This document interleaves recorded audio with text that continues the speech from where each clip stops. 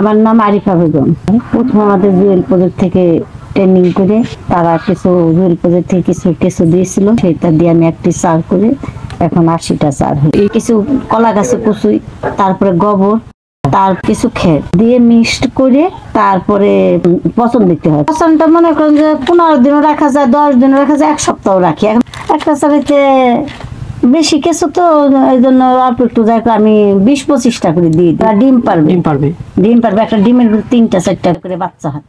মাঝে যে পানি শুকাই গেল কিনা, তারপরে ইন্দুর লাগছে কিনা, পিঁপড়া লাগছে কিনা, তারপরে গোবরটারে নাড়ি চাড়ি দিতে হয়।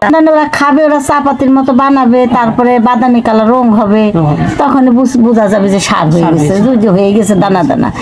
এই সারগুলো আপনি কি করেন? সার বিক্রি করি। এই সার কত করে বিক্রি করেন? আমি পাইকারি 15 টাকা কেজি দিই। ওই যদি এখানে কেঁচো দেন 20টা একটা চারিতে, 1 মাস পর এখান থেকে কেঁচো হচ্ছে কয়টা? প্রায় কেজি খানিক। কেজি খানিকে প্রায় আনুমানিক কতগুলো কেঁচো হবে?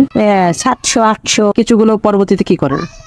কিছু তারে দিয়ে দেয়, যদি বাড়াইতে পারি তো বাড়ানো, নাহলে বিক্রি করি। কত করে বিক্রি করেন একটা? 1000, 1200, 800 কেজি। পিস হিসাবে? পিস হিসাবে 2 টাকা। যে পুষ্টি বাগান করি, ফলন ভালো হয়। আমার বেগুন গাছে প্রায় 6টা 7টা বেগুন গাছে প্রায় আমি 10 কেজি বেগুন খাই সরছে, শুধুমাত্র কিছু সার দিই।